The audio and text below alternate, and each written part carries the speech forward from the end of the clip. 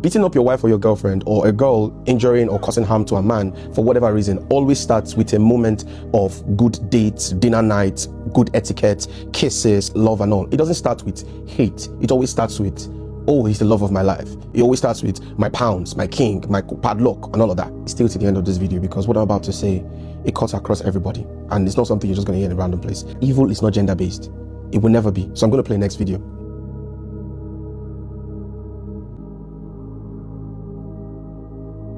So this lady was heavily stabbed by a friend because she supposedly accidentally slept in her friend's boyfriend's house.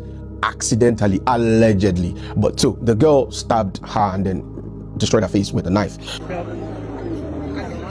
This is a woman who almost chopped off a young child's hands, the two, just because she was angry or whatever. So evil is not gender-based. There is a portion of every human being that we don't take care of. And it is so funny that I've said this not once, not twice, not three times, and people just underplay it. And I'm like, you really think that every man starts with, oh, I want to beat up a woman, or every lady starts up with, oh, I want to stab a lady? It doesn't start that way.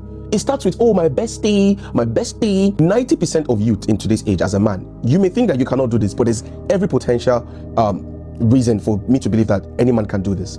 I'll tell you why I said you can do this. You see, there are three parts of a man, whether you like it or not. I'm going to reemphasize this real quick. There's your outer layer where you can wear these clothes to make to beautify your body. I mean, if your lips are dry, what do? You get like lip gloss or something put on your lips. If your eyes are paining, you go see an optician. If your hand feels dry, you get cream and then you cream it up, right? So it's easy to detect if something is wrong with your outer body. Now, if your inner body, which is your intestine, your stomach, your kidney, heart, if your heart is paining you, you go see a doctor because you can feel the pain. If you have headache, you take paracetamol because you want to heal. So you can detect when something is wrong inside your body, apart from extreme cases when you have to go for a test like that. So you can tell that something is wrong and you go fix it up. Now, there's a part of us that we don't know that it is because we don't consistently go for checkup for that part. We don't go for checkup. We don't feed it. We starve it. That place is very hungry. You know when you don't eat for like 6 days, of course your body's going to feel it. You're going to be hungry and stuff like that. Now, there is a part of you as a human being, both girl and a man. You understand? I can decide to jump off a 4-story building, but I don't determine the outcome of that choice if I survive somehow with a broken leg or whatever. What I'm bringing out is you can never, ever determine the outcome of your choices. It is not within your control. I've seen people who have shot people with the aim to unalive them, but somehow they will survive. Bob Marley was shot and nothing happened to him. His wife was shot and apparently he survived. 50 Cent was shot and he survived. So you can desire to do something to completely unalive someone, and then the consequence is not within your reach and all of that. So on that ground, you don't need to decide to be evil.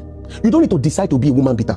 You don't need to decide to be a man that doesn't know how to control his words. You don't need to decide to be a woman who lacks decorum. You don't need to be a woman that decides, oh, I want to sleep around. You don't need to be a woman that decides, oh, I want to be a gold digger. You don't need to decide that. All you need to do is just focus on being lazy, unproductive, indisciplined. You're not hardworking. You're not consistent. You just do that. Just be idle. The consequence of that is you will be like this. That's how it works. You don't need as a man to decide that, oh, I will never be a woman beater. You can say it all you want. Determination is not a strategy. It's not. And you don't even need to only physically assault a woman. You can assault a woman with your words. You can assault a woman with your absence. You can assault a man with your absence. There's emotional bully. I've seen people take their own lives from pain of emotional bully. That thing is not emphasized enough. There are people that can ruin your life through emotional torture. It is up. Go and read classical psychology. It is up. So what I'm bringing out is you don't need to decide to be a man like that. All you need to do is just be a man that all you do is capitalism. That's all. Just wake up in the morning, walk. Don't edify anything that has to do with anything philosophical. And then the product is just going to be things like this. You're going to be a man who is insensitive. You're going to be a man who is, all you do is supply money, but you fail the test of meaning, of essence, of true provision, of leadership. You don't need to decide to say, oh, I want to be a leader. You just need to display certain qualities and consistently roll your life that way. The byproduct is natural. You won't be a good leader. If you're a man who doesn't know how to take accountability, you can't be a good leader. I'm saying this because I'm speaking from experience. I used to think that all that mattered was money. I thought that everything that mattered was giving a girl finance. Until later, see, let me start with the men first. So you know this is, I'm being serious. Please, fix the strength of your character. Fix the weight of your reasoning. Stop listening to certain people on the social media. Stop it. Social media has a direct influence on you, whether you like it or not. It doesn't need your permission. Do you know that it takes 23 minutes, averagely, and I think 19 seconds for you to regain deep focus back. Every single time, let's say you are reading or studying or doing something important, and you just carry your phone and you go to Instagram to check anything. Psychologically, it takes you at least 23 minutes for your brain to reprocess back. That's why most times when you are doing something, or you are reading, or you are doing something that you are focused on, whatever work, and you go to social media, have you not noticed that when you go back to that thing, you will not lose interest? You think that you have a problem. No, that's because the psychology of a man, that's how we are wired. But it varies for some people that are not addicted to social media. But there are some of us, majority of us, that are addicted to social media, that is what happens. If you're reading and you do mistake, check if it is WhatsApp message or all those type of all those quick brief viewing. It takes like 2 to 3 minutes to get your deep focus back. But if it is Instagram or TikTok or whatever, it takes 23 minutes, scientifically proven. That's how fragile the inner works of our body is. There are so many things that control how we behave that you don't know. Do you see the reason why you have struggles with other things? This is not someone that just conjured up nonsense. This is facts about the human mind. Your body does not want you to do the thing that will edify your most important asset, the weight of your reasoning. The weight of your reasoning is what makes a bandit stand up, pick a gun, and kidnap someone. It's the weight of his reasoning. Some of us, we have starved that part. We have not done anything that edifies that part in the last 20 years. In fact, we do things that cause more damage to it. That cause serious damage. And how do you cause damage to it? It's not by attacking it. You cause damage to it by feeding off of things that do not edify. And some of you call it cruise. It is not cruise. You don't need to be a man who is heavily mean or wicked. All you need to do is just be narcissistic. Think about yourself alone. And the byproduct is you will do things that will make people see you as you are an evil or a mean person. The byproduct of listening to certain doctrines, they reshape how you think and reshape your behavior to focus on you, and you alone. And once you focus on you alone, the byproduct is people will suffer around you, because there's a part in your brain, your prefrontal cortex, that immediately switches the task from reading to the dopamine deep scrolling effect, and then to take you around 15 to 23 minutes to get back into that deep focus mode. And that's why a lot of us struggle with edifying our character and the weight of our reasoning. The dump waste you see everywhere on social media. You see, the thing about consuming things like this is you don't need to agree with it. All you need to do is stay and watch it. That's all. Just stay and keep watching. This is just cruise. You don't know that the way your brain works, your mind has already eaten some of those feces, and the parasite is embedded in it. It has gone inside of us. We don't see it, but it's already inside of us. And those parasites, in certain junctions, they begin to grow. You will know that's what is causing it. For example, there was a day somebody insulted my parents and cursed my parents. I want Arsenal fan like that. As soon as he cursed my parents, I thought I was fine. I didn't take it to God. I didn't do nothing. I left it there. I addressed it, not knowing that simple anger was what was now pulsating inside me. The worm started increasing. The parasite started growing inside of me. I didn't know I was carrying a venom of hatred and anger towards football fans. And I began to behave a certain way to every of my comment section. Once they say anything I didn't like, you see the way I will lash out.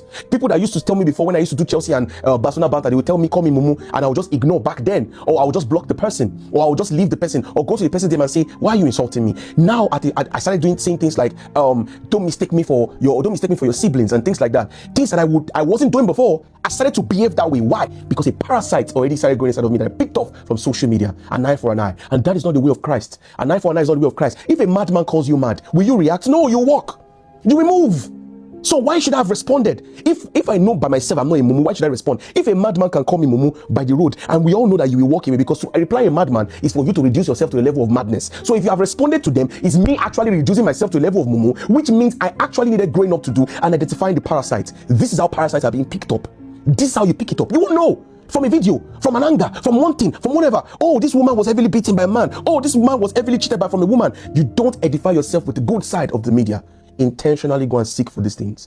Change your algorithm, because whether you like it or not, Ezekiel 11 has said it. There are people who are drawing up the blueprint for sins, shaping how women should behave, shaping how men should behave. I will tell you for free, there are men who have chosen to do good. There are women who will choose to do good, because evil is a constant, whether you like it or not. There must always be men like this that will not take accountability, that will be vicious, because their presence in life is the advancement of good to come. Evil must exist for good to have value. Darkness has no meaning outside of light. Light has no meaning outside of darkness. If I turn off the light of this room, there will be darkness everywhere.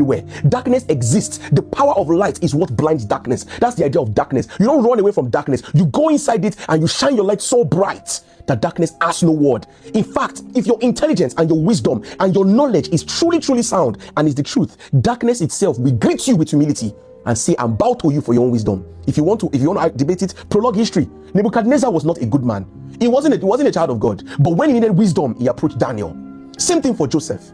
On the day of reckoning, on the day where everybody's running helter-skelter, if truly you have been fixing your strength of your character, the weight of your reasoning, and you understand your purpose, believe you me, people will come to you and bow to you, whether evil, whether good, whether whatever, they will bow to your premise for direction. That's how wisdom works. Wisdom doesn't work outside of darkness. So whether you pray for things like this not to happen or not, it's a wasted prayer. Whether you are angry at men or not, it won't change anything. There will be women that will choose to do this kind of evil to children. There will be men that will choose to do this to children. There will be men that will do this to women. There will be women that will do worse to men. It will never change. It has always existed this way. Social media is what is amplifying it. But what you and I can lay is a good foundation and premise for the new ones that are coming up, that make them understand that every single day that goes by and you have not fixed anything, you have not fed the strength of your character, you have not watched one single video that edifies you positively, that teaches you true service as a man, that teaches you that your strength is to protect, is to serve. Believe you me, for every day that you do not edify yourself in that angle, you have added one new day to one disaster waiting in front. Whether you like it or not, disaster doesn't have to be this vicious. Sometimes disaster can be in abandonment. Sometimes the disaster can be in malice. Sometimes disaster can be in cheating. Sometimes disaster can be in promiscuousness. Sometimes disaster has been in adultery. The reason why you have picked up that notion that it is in a man's nature to be polygamous, it is because of what you heard online. I saw a research study that says that there were kids that were put in one room. They put some kids in the room, and there were snakes that they put from there. They did a research study, so they saw that the kids were playing with the snakes. Of course, the snakes were not venomous, and they raised those kids up with those snakes around them. By the time those kids grew up, the research study shows that fear is learned. You pick it up from somewhere. You are afraid of snakes because you were told snakes are scary. That's why. You are afraid of men because you have only focused, and you've been feeding your eyes and the strength of your character, the weight of your reasoning. Your mind has been focused on only the men who have chosen to do evil. You are, as a man, you are only seeing women as an emblem of sex satisfaction, because all you've seen online is that that's what women are meant for, and it is not. Women have value. They have intrinsic value. Men are more prone to logic, while women are more prone to emotions. Logic without emotions is devilish. It is not a good thing in itself, because emotion is needed. There's a softness a woman brings. There were times even in scripture where God attributed himself as a woman. He did. There were times he attributed himself as a woman to show you the softness of a woman is needed. If Adam was perfect, Eve would be unnecessary. If Eve was perfect, Adam would be unnecessary. There's a necessity for both. I don't care if you greet this video with incredulity, but one thing I know for sure is this: it takes a different level of chutzpah to look in the mirror and say, I agree, I need to fix up. There are certain areas I need to fix up. If as a man, Ronaldo versus Messi argument can get so worked up and pissed, trust me, there's a lot of character changing you need to do. If it's banter and it hurts, I get it. But there are boundaries. It's not the anger that is the problem. It's what you do with the anger that is the problem. Even me, there's a lot of growing up I need to do in that direction, because it is a sign and a reflection that things still get to you emotionally. Your wife is going to do worse than that. Your wife is going to do worse than that. And you must be prepared. Preparation meets consistency. By the time you are ready, it's already late, whether you like it or not. And when you ask that you want to grow and you want to be tested, your scenario is going to be brought to you. If you want to be a forgiving person, God will bring people that will destroy you. He'll bring people that will hurt you. If you say, God, I want to be loving, I want to be forgiving, it will bring people that will break you. Because how do you learn forgiveness if you're not hurt? How do you love if you're not hated? That's the only way you can learn. So when these things come, when the darkness comes, you greet it with light. Fix the strength of your character. Check out those parasites. You don't need to focus on the parasites. Whether you like it or not, you have, because there are thousands, kaleidoscope of parasites online that we've picked up, whether we like it or not. Watch good videos, sound videos. Watch Frank. Watch Solomon Buchi's videos. The one you don't agree with, no problem. At least 90% you agree with. Feed on these guys. Watch more of them. Edify your mind. It is not sweet, but stay there. It's not, chloroquine is not sweet to swallow. Chloroquine is not a sweet drug, but you need it when you are sick. Injection is not sweet to collect, but you take it because you are sick. Stay there. Stay there. Apply principles that will make you not distracted. Now that you know that your brain can take 23 minutes, remove your phone from your environment. And you put a dictionary beside you when you're reading, when you're studying, when you're doing things. Because whether you like it or not, like I said, all this will always happen. But one thing I can say for sure is this: if you've ever done this, if you've ever made a mistake, if you've ever laid your hands on anyone, or you've ever shouted at someone, or you've ever cursed someone, or you have done something despicable, stop. Focus on what edifies. I keep hearing people say a leopard never sheds the skin. That's nonsense. You cannot characterize the entire universe of mankind on the shoulders of one animal. Snakes shed their skin. There are other animals that shed their skin. Why are you comparing me to leopard? Why did you compare me to a snake? Snakes shed skin. They change skin. Any man can adjust. Any man can relearn. Any man can unlearn. Any woman can. All it takes is that level of chutzpah. Look in the mirror, sit down, listen to sound doctrine, and the change comes as a byproduct of the certain decisions you make to focus on what edifies the strength of your character and the weight of your reasoning. Go in peace.